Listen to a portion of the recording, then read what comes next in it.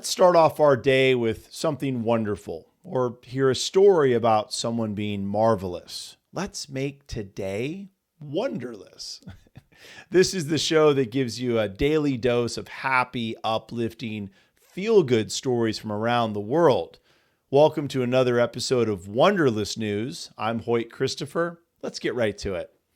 Our first segment is Hawaii is the first U.S. state to finally ban shark fishing. I did not know this. That's incredible. I thought that shark fishing was banned, period, but I guess not. So, according to new legislation, it is now against the law to knowingly capture, entangle, or kill any species of shark in the Hawaiian seas. So we know that sharks play a crucial role, right, in protecting marine ecosystems. So according to Aquatic Resources Administrator of the DLNR Division of Aquatic Resources, DAR, Brian Nielsen, he says, and I quote, "We also recognize their importance in native Hawaiian cultural practices and beliefs." So not only is it not good for the ecosystem to kill sharks, any shark, but it's also something that in Hawaii they recognize as being something cultural and that they need to, that it would be good to have that law in place. So, wow. 1/3 or more of sharks, rays, and chimeras are threatened with extinction due to overfishing. Each year, this is crazy, each year, humans kill more than 100 million sharks. Around 73% of the estimated 100 million annual shark deaths are caused by the demand for shark fins, right? You've heard of shark fin soup. I've never had it. And maybe it's delicious, but that's crazy.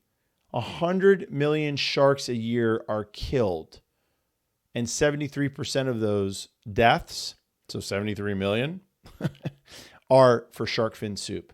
And I've heard that they cut the fins off and then they let the shark die in the ocean. So that's like, imagine someone chopping your arms off and then walking away and allowing you to just die miserably, right? Because that's the fin is a limb of the shark, and so it's cutting it off and just letting them die. They're not even taking it and eating every part or using every part, from what I've read. So I love that this is a new thing in Hawaii.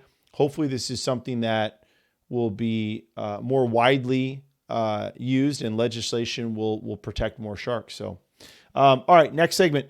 New York City nonprofit highlights life-saving role that pets play in our lives. Okay, so this is interesting. I think we mentioned on a show or segment not too long ago that there is scientific confirmation that having a dog can help you. It can be therapeutic. I mean, some of us have emotional support animals, which many of them are dogs. Some are cats.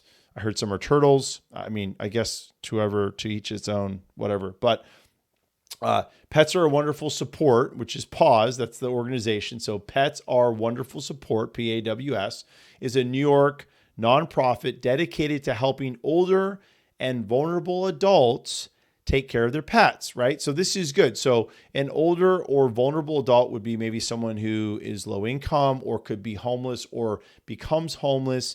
This organization, PAWS, is helping these individuals in these groups keep their animals, keep them fed, and support them so that they could have them in their life to help them, and basically in some ways be a life-saving role to have that pet in their life, right? So, quote, the individuals that we help, they often tell us that their pet is their best friend, their sole source of companionship, their reason for waking up every day, right? So the individuals that we help, those are all the reasons, right? That these animals are their best friends. The reason why they wake up in the morning, that's huge.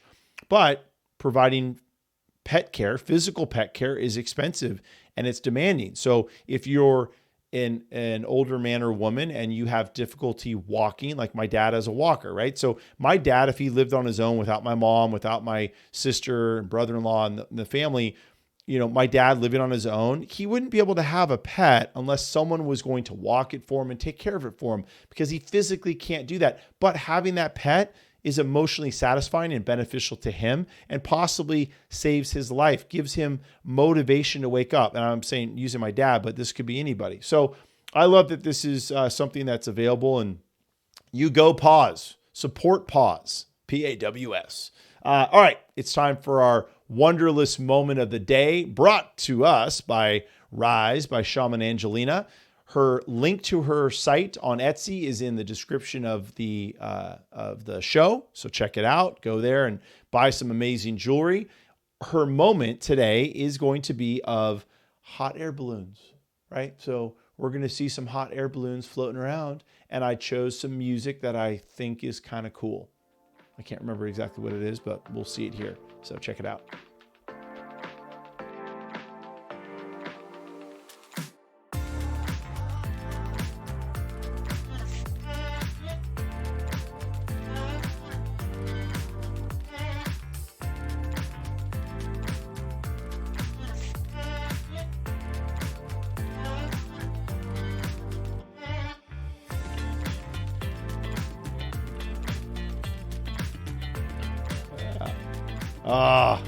Hot air balloons. Man, I remember my grandparents lived in Albuquerque, New Mexico. So if you know Albuquerque, New Mexico, big hot air balloon place.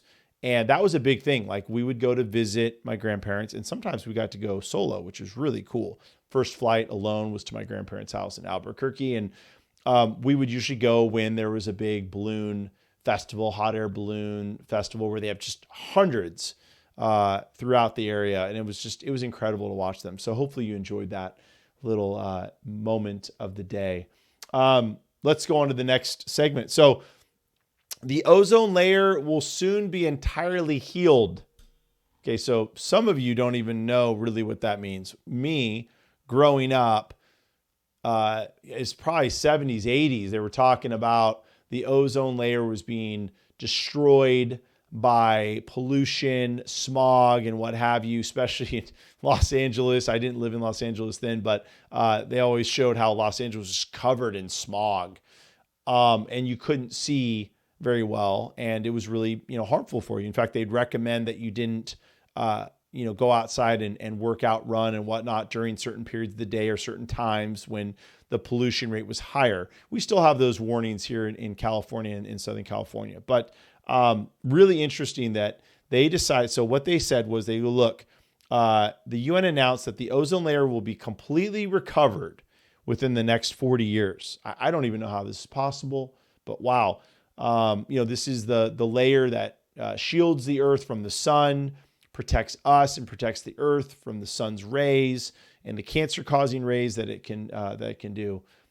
So look, it's in response, 197 countries and the UE agreed to ban such chemicals with the globally endorsed 1987 Montreal Protocol Treaty. So at that time in 1987, they started banning certain chemicals that they saw did deplete the ozone layer or destroy it. So now that with those chemicals out, looks like the ozone's coming back in 40 years. 40 years from now, the ozone will be back in full effect.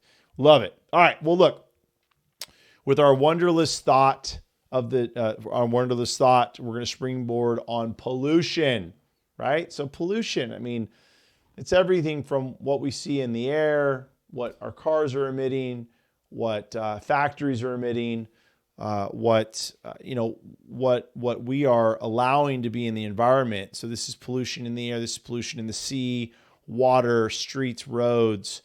It's just, we got to do our part. I mean, technology is going to help us more and more, but you hear about and see some of those visuals of images of the Pacific Ocean and that whole plastic ocean belt, right? This huge, massive area in the Pacific Ocean where plastic bottles and plastic debris are just packed into a huge 3 square mile area in the ocean. Awful awful that that's happening. And it's not just using less plastic, but it's becoming better at recycling, better at capturing plastic, maybe creating a plastic that is biodegradable. Hey, guess what? I heard that hemp you can make plastic containers from hemp, and that it's biodegradable, that it'll actually disintegrate and become, part of the environment at some point. I don't know how many years, it could be a long time, but hey, let's try that. The whole point of this is let's be mindful of where we live. Let's be mindful of what we do and how we work through our day. And, I recycle the best I can. I could probably do better. We can all do better. So let's try that. Anyways, look, another episode of Wonderlous News in the bucket. Send me your stories. Send me your feel-good stories, your positive stories, images, videos, whatever. And I will talk about it here on the show. In the meantime, thanks for listening and watching. This is another episode of Wonderless News. I am Hoyt Christopher. See you tomorrow.